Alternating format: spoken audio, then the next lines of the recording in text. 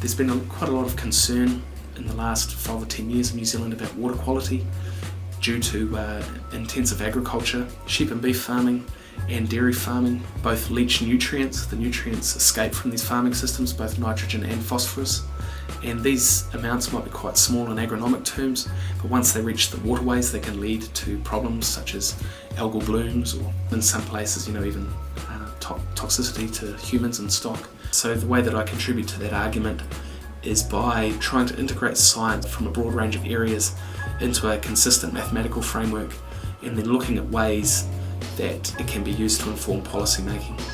I think a feature of my work, or a characteristic of my work, is that I've modelled at a lot of different scales. One project that I've been working on where we've set to identify cost-effective ways to reduce greenhouse gas emissions, that was at a single farm level. But at another level, a few years ago, we constructed a system where we represented 410 individual farms, and each farm was represented by a single model.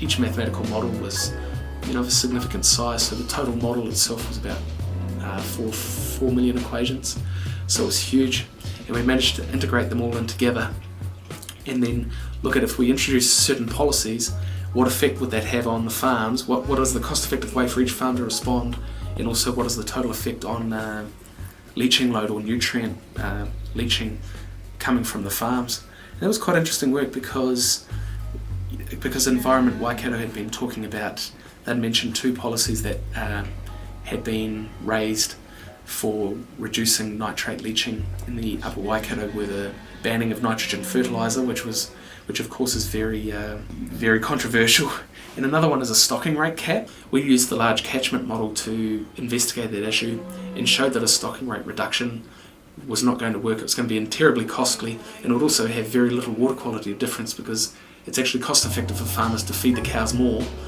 and there'd be more cow urine hitting the ground, and more urinary nitrogen hitting the ground, and then more nitrate leaching. So that was actually that was quite an interesting one. And I was talking to a policy analyst at Environment Waikato last week, and they were saying that that's really taken it off the cards as an option. And another one was the banning of nitrogen fertilizer.